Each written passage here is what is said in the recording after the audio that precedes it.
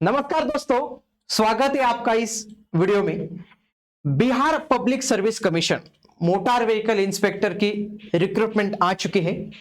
28 post के लिए यह रिक्रूटमेंट कंडक्ट की जाने वाली है। तो इसमें जिनको भी फॉर्म भरना है उसके आवेदन शुरू हो चुके हैं। तो इसमें एक बेसिक क्वेश्चन आ रहा है कि एजुकेशनल क्वालिफिकेशन क्या है।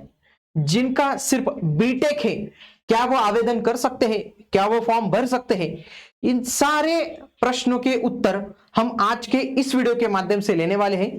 तो आपको यह वीडियो लास्ट तक जरूर देखना है। देखिए, बिहार मोटर व्हीकल इंस्पेक्टर शैक्षणिक योग्यता, एजुकेशनल क्वालिफिकेशन, क्या बीटेक वाले आवेदन कर सकते हैं? तो ये बहुत ही बड़ा क्वेश्चन मार्क है, इसके बारे में हम जानकारी लेने वाले हैं। उससे पहले बिहार पब्लिक सर्विस कमीशन की तरफ से आई हुई एमवीआई की वैकेंसी के लिए हमने रिकॉर्डेड बैच लॉन्च कर दी है। पेपर 3 के लिए एक सेपरेट बैच लॉन्च किए जिसमें एमवी रूल्स एंड एक्ट सारे चीजें जो है वो आपकी कवर होंगे विद एक्सपर्ट फैकल्टीज जो खुद ही एग्जाम देके सिलेक्ट हो चुके हैं, जिन्होंने एग्जाम बहुत बार क्रैक किया है। ऐसी एक्सपर्ट फैकल्टी आपको पढ़ाएगी। उसके बाद मैकेनिकल इंजीनियरिंग का जो पेपर 2 होता है तो वो भी हमने लॉन्च कर दिया है। अगर कोई ऑटो वाला स्टूडेंट है तो वो हमारा पेपर 3 की बैच ले सकता है। अगर कोई मैकेनिकल इंजीनियरिंग वाला स्टूडेंट है तो वो हमारी दोनों बैचेस ले सकता है, या फिर हमने कंबाइन बैच लॉन्च की है। तो ये कंबाइन बैच जो मैकेनिकल के स्टूडेंट है उनको लेनी चाहिए। तो इसमें अब हम 80% ऑफ भी दे रहे। सारे लेक्चर्स आपको रिकॉर्डेड फॉर्मेट में मिलेंगे। मींस आज अगर आप बैच परचेस करते हो तो सारे के सारे लेक्चर्स आपको अनलॉक मिलेंगे। उसके साथ ही आपको क्या मिलेगा? टेस्ट सीरीज मिलेगी, नोट्स मिलेंगे, एमसीक्यू सेशंस एंड व्यूज जो होंगे वो अनलिमिटेड होंगे। अगर आपको ये सारी चीजें एक ही बैच में चाहिए तो इसके लिए आपको ऐप डाउनलोड करना पड़ेगा जिसका नाम है इग्नाइट AMVI MVI प्रेप। अगर आपको इस बैच के बारे में और कुछ जानकारी चाहिए या फिर बैच ज्वाइन करते समय कोई आपको टेक्निकल डिफिकल्टीज अगर आए तो आपके लिए स्पेशल नंबर हमने तैयार किया है। तो इस नंबर पे आपको कांटेक्ट करना है। तो चलिए, बिहार लोक सेवा आयोग तो इनकी तरफ से जो है वो 28 जो रिक्त पद है मोटरयान निरीक्षक, तो इसके लिए वैकेंसी आई थी। तो इसके ही नोटिफिकेशन में अगर हम देखें तो शैक्षणिक योग्यता में अगर हम देखें तो उन्होंने क्या कहा है, किसी भी मान्यता प्राप्त बोर्ड से 10वीं कक्षा पास, मींस आपका 10th पास होना यह कंपलसरी है। ठीक है, लोग तो 10th पास होते ही है। दूसरा क्या कहा गया है, केंद्र सरकार या राज्य सरकार द्वारा मान्यता प्राप्त किसी भी संस्थान द्वारा प्रदान किया गया ऑटोमोबाइल या इंजीनियरिंग में डिप्लोमा होना चाहिए। कितने साल का? 3 साल का डिप्लोमा होना चाहिए। तो यहां पे 3 इयर्स का डिप्लोमा चाहिए। कौन सी फील्ड में? एक ऑटो में चाहिए या फिर मैकेनिकल में चाहिए। आया समझ में? 3 साल का ही आपको यहां पे डिप्लोमा उन्होंने कंपलसरी कर दिया है।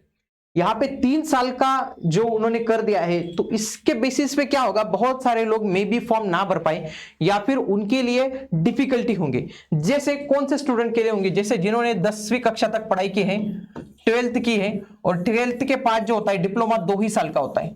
तो ये लोग भर सकते हैं या नहीं, इनके बारे में कोई भी जानकारी उन्होंने जो है वो इस नोटिफिकेशन में नहीं दी है। मे बी वो नहीं भर सकेंगे क्योंकि यहां पे उन्होंने 3 साल का मैंडेटरी करके रखा है। आगे का जो क्वेश्चन है तो ये हम पहले पूरा देख लेते, फिर उसके बाद हम देखेंगे बीटेक वाले भर सकते हैं या नहीं। यांत्रिक इंजीनियरिंग में डिप्लोमा 3 वर्षीय पाठ्यक्रम, मींस 3 साल का डिप्लोमा आपका कंप्लीट होना चाहिए। गियर वाली मोटरसाइकिल और हल्के मोटरयान चलाने के लिए अधिकृत चालान अनुमति, मींस लाइसेंस जो है वो होना चाहिए आपके पास। मींस आपके पास अपनी मोटरसाइकिल का या फिर लाइट मोटर व्हीकल उसका लाइसेंस होना चाहिए। तो ये बात भी अलग है। इसमें कुछ इंपॉर्टेंट इंस्ट्रक्शंस भी दिए हैं कि लर्निंग लाइसेंस नहीं चलेगा। ठीक है, ये लाइसेंस से रिलेटेड है।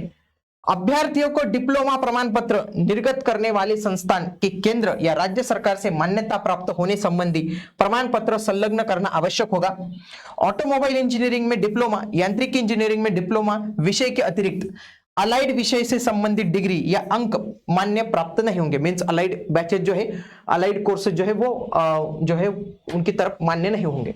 तो यहां पे जो क्वेश्चंस आता है वो है बीटेक वाले फॉर्म भर सकते करें। तो यहां पे उन्होंने वहां पे कुछ मेंशन नहीं किया है, बट अगर हम जनरली देखें तो जिनका सिर्फ बीटेक हुआ है, जिनका देखिए 12th प्लस बीटेक हुआ है वो फॉर्म नहीं भर सकते। बट अगर जिनका 10th डिप्लोमा प्लस बीटेक है तो ऐसे लोग फॉर्म भर सकते हैं। और ऐसे लोगों के लिए एडवांटेज ये होगा कि उनको 6 अंक ज्यादा मिलेंगे क्योंकि उन्होंने हायर क्वालिफिकेशन किया है, तो उनके लिए जो 6 अंक है वो एक्स्ट्रा मिलेंगे। जैसे हमें पता है ना 150 जो मार्क्स होते हैं उसमें से 125 मार्क्स मेरिट बेसिस पे होते हैं और 25 मार्क्स हमारे पर्सनालिटी टेस्ट पे होते हैं।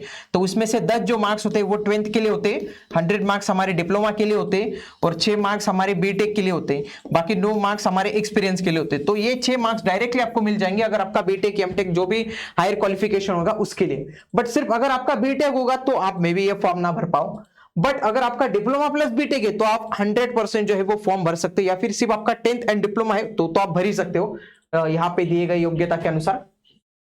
ठीक है, तो सिर्फ जिनका बीटेक होगा वो फॉर्म नहीं भर पाएंगे इसके लिए, या फिर इसके बारे में उन्होंने यहाँ पे तो जानकारी नहीं दी गई है। अगर आपको चाहिए तो आप डायरेक्टली बीपीएससी कॉल करके उनसे आप पूछ सकते हो। बट अभी तक का अगर हम पिछले कुछ वर्षों का अगर संज्ञान ले तो उसमें तो हमें यही दिखता है कि बीटेक वाले डायरेक्टली अप्लाई नहीं कर सकते।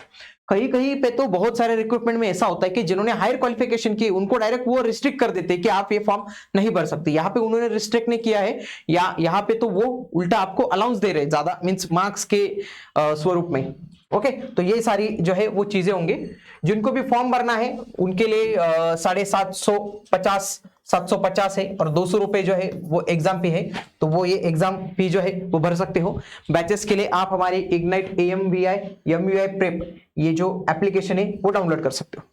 मिलते हैं अगले वीडियो में, तब तक के लिए जय हिंद।